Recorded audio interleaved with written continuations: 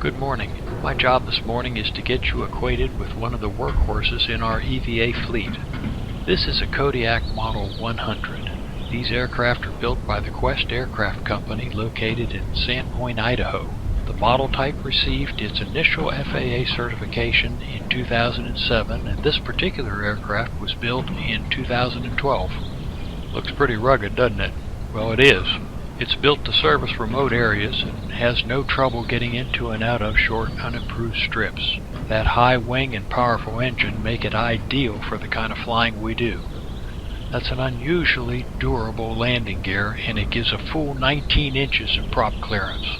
This model is certified for both day and night VFR and IFR operations.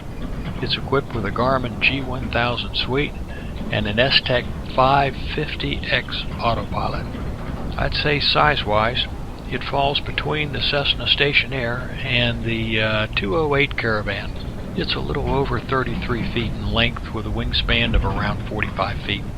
Maximum takeoff weight is a bit more than 6,700 pounds, with the usable load topping out at around 3,200 pounds. The power plant is a P&W PT6A34, which generates 750 shaft horsepower on takeoff and can sustain a good 700 horsepower while she's cruising. That's a 96-inch aluminum alloy Hartzell 4-blade constant speed, fully reversible, full feathering prop. You know, being a turboprop, she'll burn a variety of fuel. She's certified to take Jet A, A1, 1, 5, and 8, so finding fuel shouldn't be a problem. She has two 160-gallon fuel tanks, which shakes out to about 315 gallons of usable. Okay, let's get to our walk around, then we'll climb aboard and get started.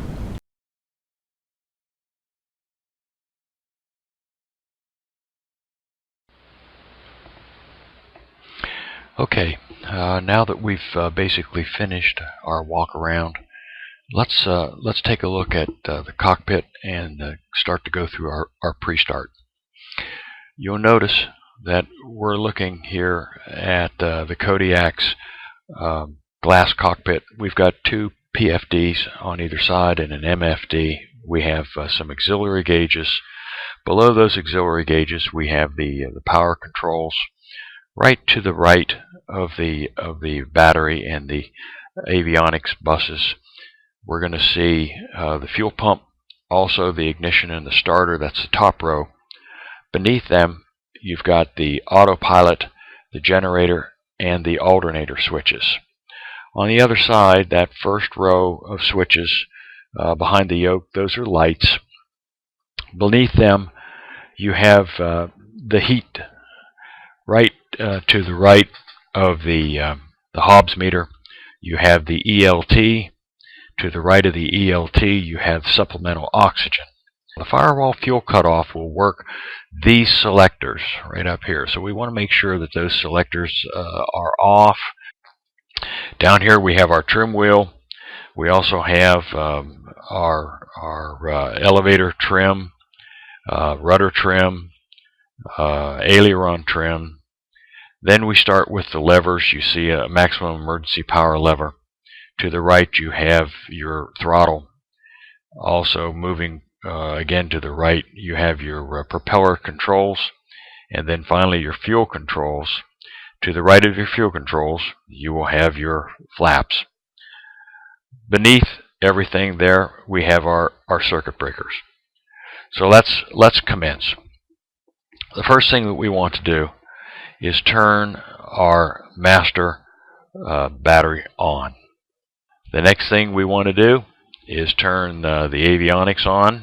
We're going to warm it up. Now as it comes up, you will see both the PFDs and the MFD come up. Moving forward from this point, we want to set our parking brake. Parking brake is now set. Now let's check our fuel selector valves. We're also going to open up the firewall fuel, and then we're going to recheck those fuel selector valves to make sure. So we're looking up here. We've got fuel selector valves are off. Come down. Let's hit this firewall lever. There. Now let's go back up and look, and sure enough, we have the fuel selectors now in the on position. Come down and let's check our levers. We have our emergency power control lever, which is in normal. We have our prop RPM, which we can check to make sure. By the way, we want to check now and make sure that the pitch latch is off the prop, and you can see that it is.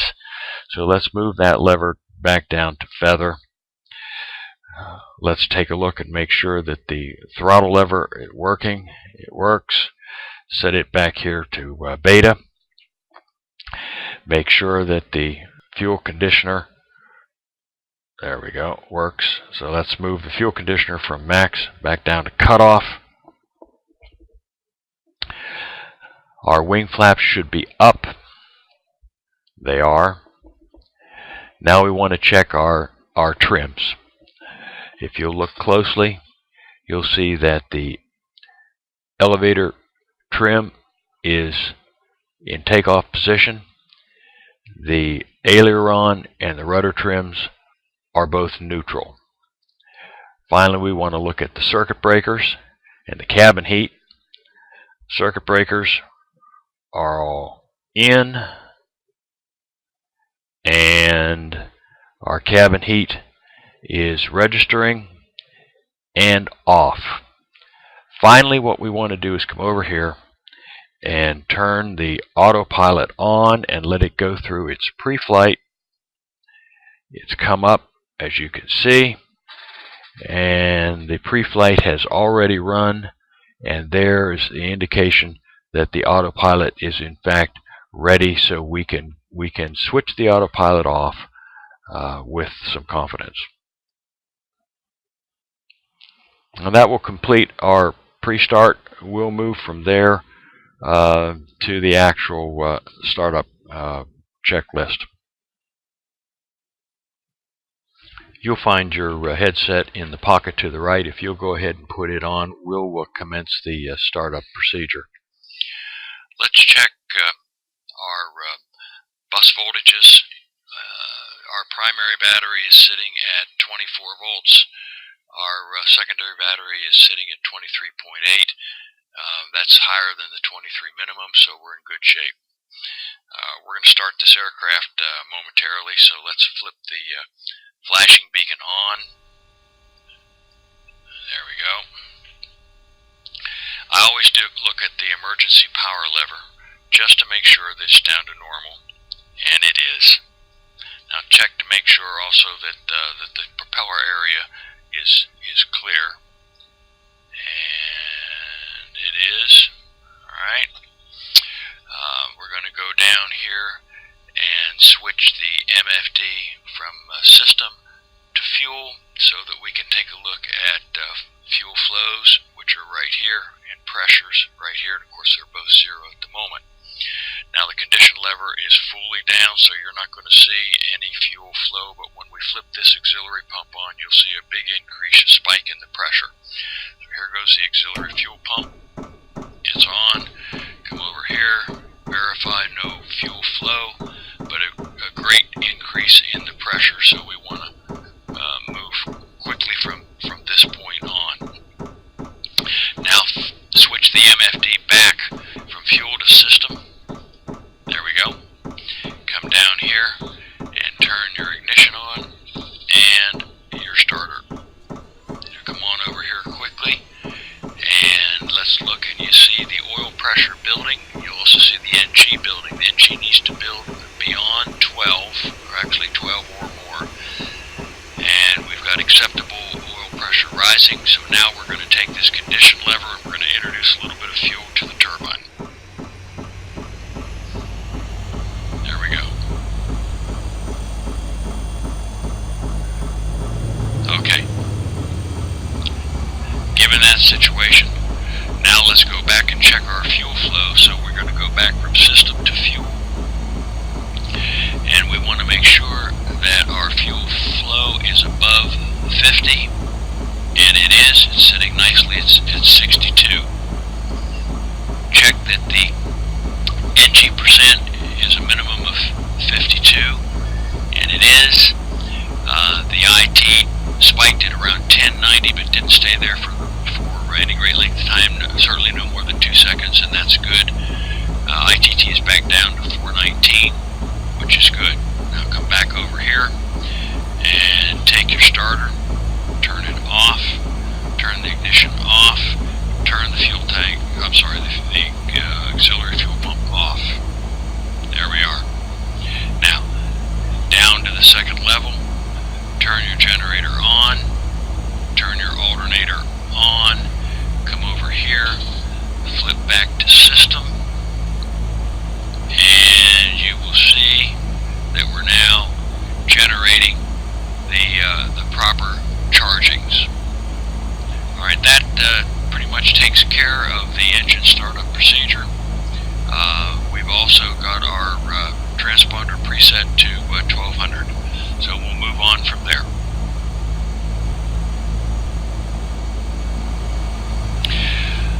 As you know, we're going over to Ketchikan Airport to pick up some equipment for EVA, and I think that this little flight will help you to become a little more familiar with the aircraft, make you feel a little bit better about it.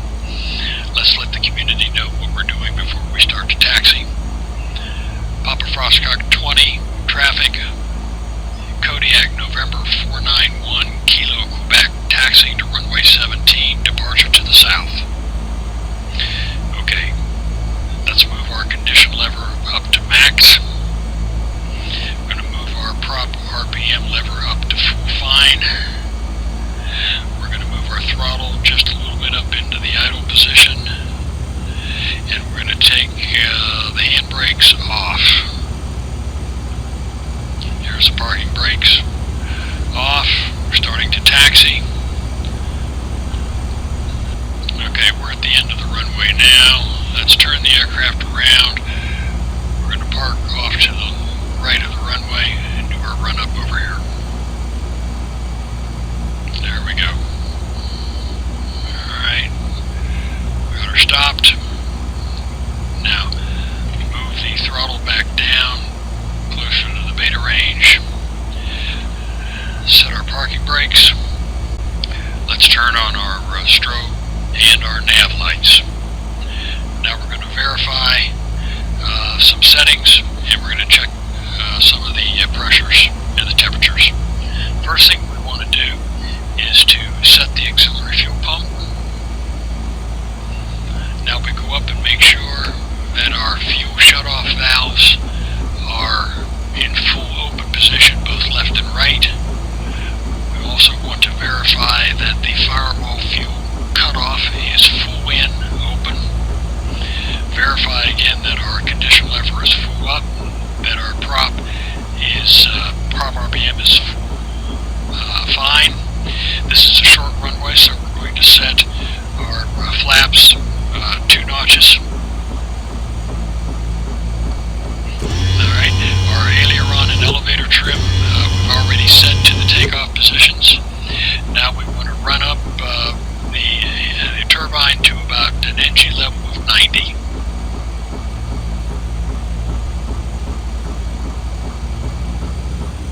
That's good. Alright, at that point we want to check our voltages. Voltage on the main is 28.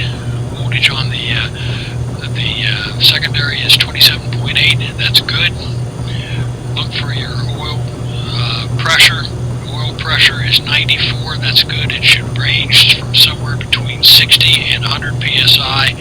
Oil temperature needs to be in the green range and in any event below 100 degrees centigrade, and it is in fact 60 degrees centigrade. So we look very good. Good amp levels. Our charging is working. So let's move the throttle back down again. Alright. Let's let the community know that we're ready to go. Papa Foxtrot 20, Kodiak November 491, Kilo Quebec, taking off runway 17, departure to the south.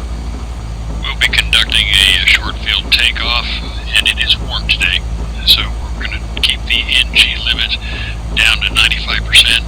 That will hold the ITT and the torque limits at acceptable levels. Let's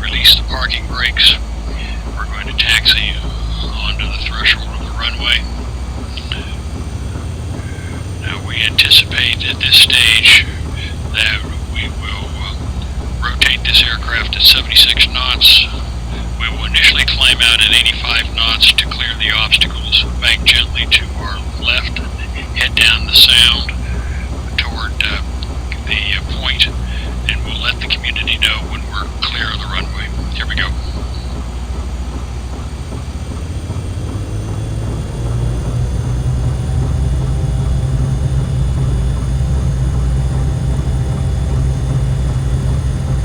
Okay, there's rotate. There we're off. We're climbing initially. Now we want to hold this climb rate. Bank gently to our left.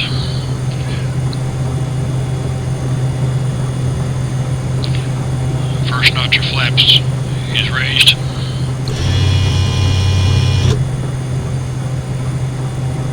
As we cross over the 100 knot threshold, the second set of flaps are raised. Papa Foxtrot 20, Kodiak, November 491, Kilo, Quebec, clear the runway.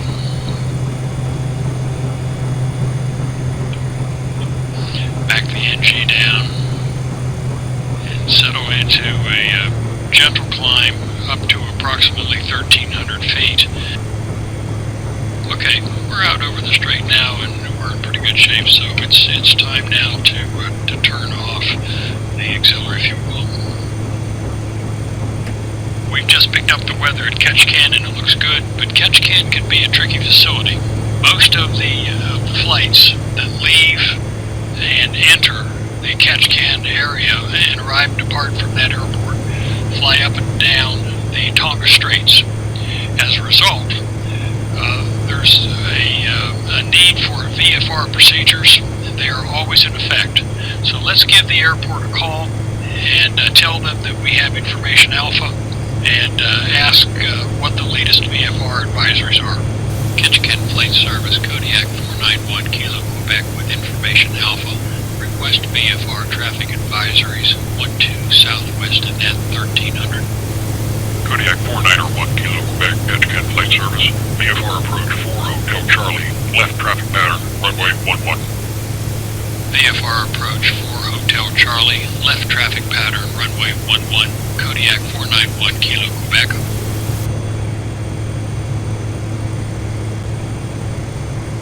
That area to the right that you're looking at right now, that's Dull Bay. We've, of course, passed out of Bostwick Inlet. We're now over Nichols Passage. The landmass directly in front of you is a net island. The initial fix for 4 Hotel Charlie is actually Rage Point. Rage Point will be right about up there close to Saxman. So what we're going to do now is bank to our left, and we're going to hug the northwest coast of Annette Island. That little harbor area that you see passing in front of you right now, that's Cybern Harbor. The Kodiak will cruise quite nicely at between 140 and 160 knots. You'll notice that the NG levels are pegged at 85%. Again, our torque is 59% and our ITT is 473, which is well within acceptable limits. We're just about a little over 1,400 feet at the moment. You see we're cruising at 155 knots. That's a very comfortable configuration for this aircraft. Straight ahead is the little town of Saxman, and off to our left is Ketchikan. As we continue up the northwest passage, or northwest side of Annette Island here, I'll point out Rage Point, and once we get over that initial fix, we will contact Ketchikan Flight Service again.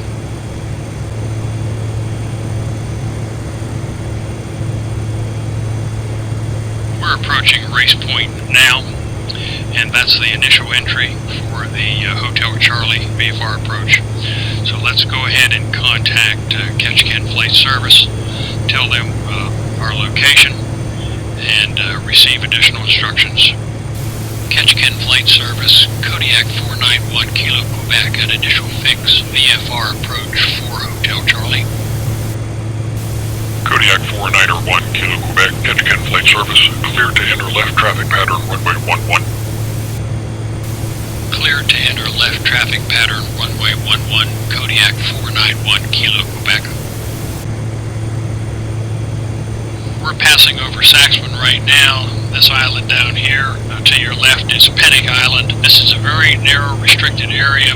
The Tonga Straits has a lot of traffic, so we've reduced our speed. We're staying considerably above 1,000 feet at this stage. We'll be flying roughly 135 knots. Kodiak 491 Kilo Quebec, Ketchikan Flight Service. Wind is heading 293 and speed 3 knots. Runway 11, clear to land. Roger. Clear to land runway 11, Kodiak 491 Kilo Quebec. It looks like we've arrived at a pretty good time. Typically the Tongass Narrows are pretty busy. We're going to take advantage of the fact that we have a little bit of latitude here to set the Kodiak up for a short field landing. This aircraft is quite at home in landing and departing from short, unimproved strips. As you can see, we're at about 1,600 feet. We're presently flying over the city of Ketchikan. That's the Ketchikan International Airport. You want to keep our lookout for other traffic, even though we haven't been advised of anything. As I said, this is a very busy place. Ketchikan International does offer quite an acceptable runway, and we would not normally come in a bush type of a configuration, but since it's your first flight in a Kodiak, I'd like you to experience what the aircraft can do. I typically fly this route somewhere between 125 and 135 knots. Normally we're a little bit lower than this, and so we'll configure this aircraft as though we were coming in to a remote area in a short strip, and you'll get a feel for what the aircraft can do. Let's lower the first notch of flaps.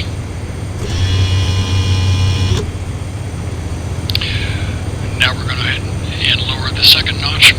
Now when we lower this third notch of flaps, we create a great amount of drag for this aircraft. That will enable the aircraft to nose down and still maintain an acceptable airspeed. As a matter of fact, with the Kodiak, you do want to be very careful that you do not permit the airspeed to drop on approach below 85 knots. I always try to keep it up a little higher, somewhere between 90 and 95. Now you'll notice we're coming in quite high, and you'll see what I'm talking about here in a minute. Alright, now let's take the third notch down.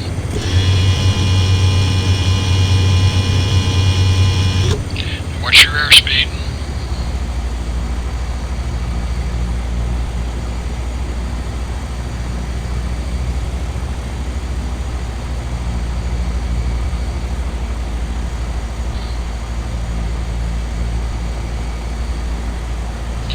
Now we will introduce a little bit of power as we flare out.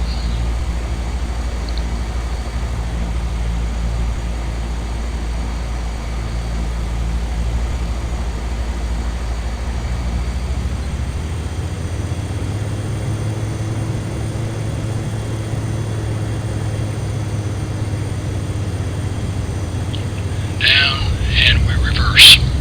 There's a reverse thrust.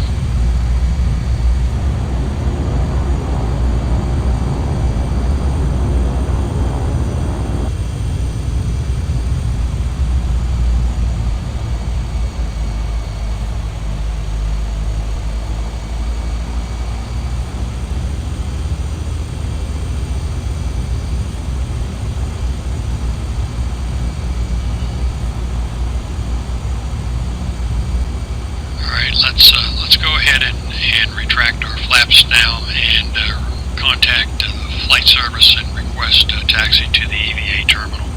Ketchikan Flight Service, Kodiak 491 Kilo Quebec, request taxi to EVA shipping terminal. Kodiak 4901 Kilo Quebec Ketchikan flight service cleared to EVA shipping terminal via north ramp. Use outer taxiway. Roger. Cleared to EVA shipping terminal via north ramp. Use outer taxiway. Kodiak 491 Kilo Quebec. It's always an interesting facility because it's depressed. The runway has been built up on some fill. They actually took the top of a mountain and moved it, ridge I guess, moved it extensively and enabled this runway to be constructed.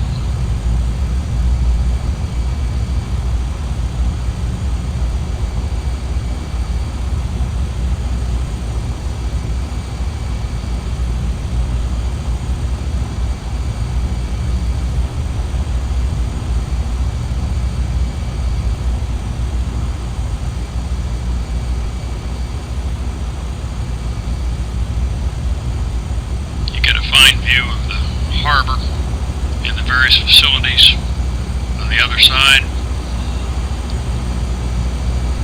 I'm really surprised that it's not busier today, but these days do exist, and we just picked a good one to come on in.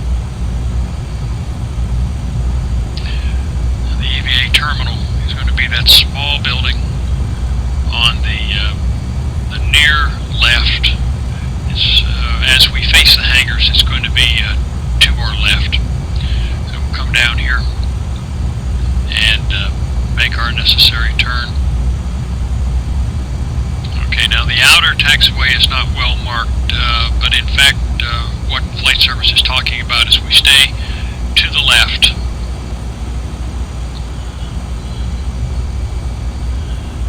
Watch this equipment. That's our terminal straight ahead. Now, move us around.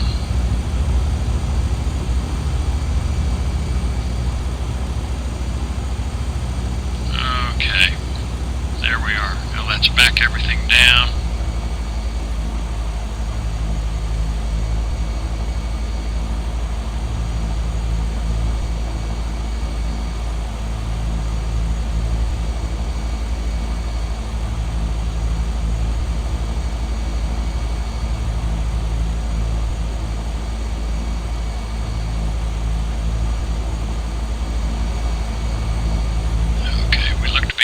Shape. How about let's go ahead and get a cup of coffee and get loaded, and we'll head